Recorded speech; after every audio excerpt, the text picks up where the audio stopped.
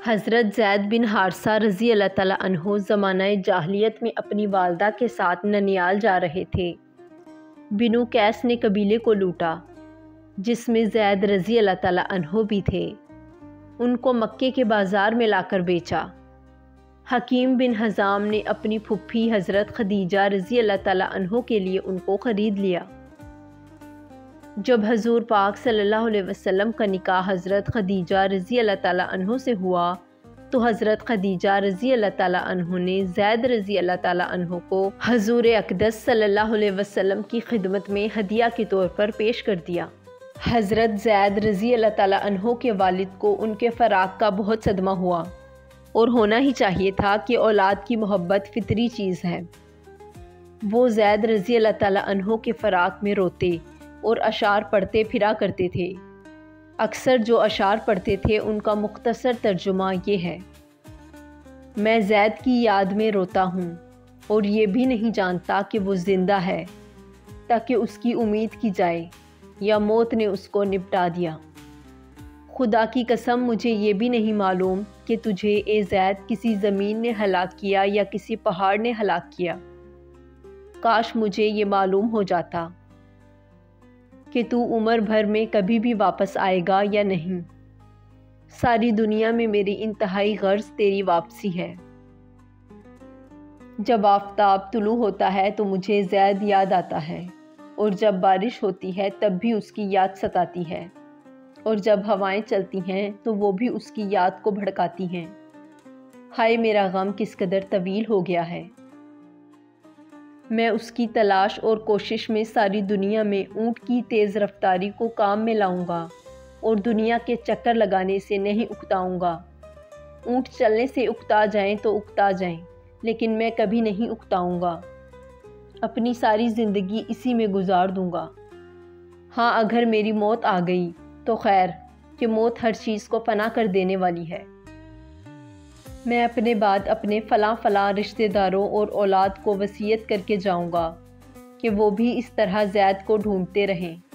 غرض یہ اشعار وہ پڑھتے تھے اور روتے ہوئے ڈھونڈتے پھرا کرتے تھے۔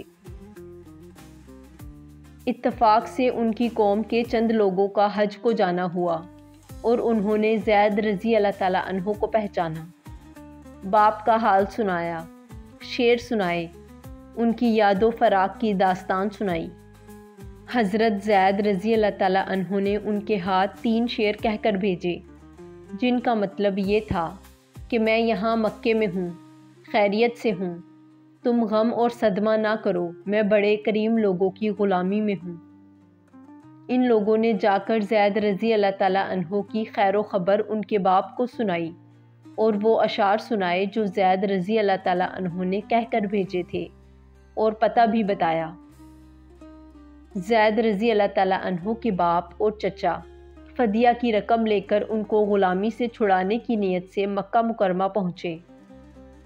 تحقیق کی، پتہ لگایا، حضور صلی اللہ علیہ وسلم کی خدمت میں پہنچے اور عرض کیا: اے ہاشم کی اولاد اور اپنی قوم کے سردار، تم لوگ حرم کے رہنے والے ہو اور اللہ کے گھر کے پڑوسی ہو۔ تم خود قیدیوں کو رہا کرتے ہو، بھوکوں کو کھانا دیتے ہو۔ ہم اپنے بیٹے کی طلب میں تمہارے پاس پہنچے ہیں۔ ہم پر احسان کرو اور کرم فرماؤ، اور فدیہ قبول کر لو اور اس کو رہا کر دو، بلکہ جو فدیہ ہو اس سے زیادہ لے لو۔ حضور پاک صلی اللہ علیہ وسلم نے فرمایا: کیا بات ہے؟ عرض کیا: زید کی طلب میں ہم لوگ آئے ہیں۔ حضور صلی اللہ علیہ وسلم نے ارشاد فرمایا: بس اتنی سی بات ہے؟ عرض کیا: جی حضور، بس یہی غرض ہے۔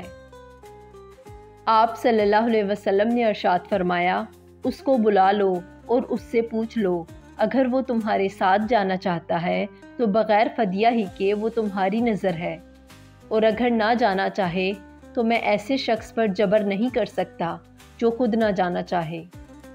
انہوں نے عرض کیا کہ آپ صلی اللہ علیہ وسلم نے استحقاق سے بھی زیادہ احسان فرمایا۔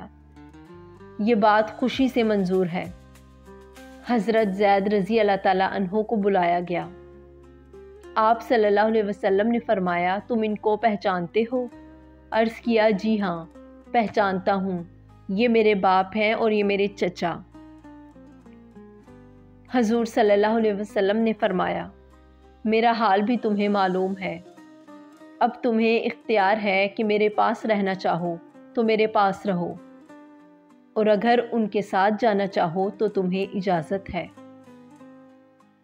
حضرت زید رضی اللہ تعالیٰ عنہ نے عرض کیا، حضور میں آپ صلی اللہ علیہ وسلم کے مقابلے میں بھلا کس کو پسند کر سکتا ہوں؟ آپ میرے لیے باپ کی جگہ بھی ہیں اور چچا کی جگہ بھی۔ ان دونوں باپ اور چچا نے کہا، زید غلامی کو آزادی پر ترجیح دیتے ہو، اور باپ، چچا اور سب گھر والوں کے مقابلے میں غلام رہنے کو پسند کرتے ہو۔ حضرت زید رضی اللہ تعالیٰ عنہ نے فرمایا، ہاں، میں نے ان میں ایسی بات دیکھی ہے جس کے مقابلے میں میں کسی چیز کو پسند نہیں کرتا۔ حضور صلی اللہ علیہ وسلم نے جب یہ جواب سنا تو ان کو گود میں لے لیا اور فرمایا کہ میں نے اس کو اپنا بیٹا بنا لیا۔ زید رضی اللہ تعالیٰ عنہ کے باپ اور چچا بھی یہ منظر دیکھ کر نہایت خوش ہوئے اور خوشی سے ان کو چھوڑ کر چلے گئے۔ حضرت زید رضی اللہ تعالیٰ عنہ اس وقت بچے تھے۔ بچپن کی حالت میں سارے گھر کو، عزیز و اقارب کو غلامی پر قربان کر دینا جس محبت کا پتہ دیتا ہے وہ ظاہر ہے۔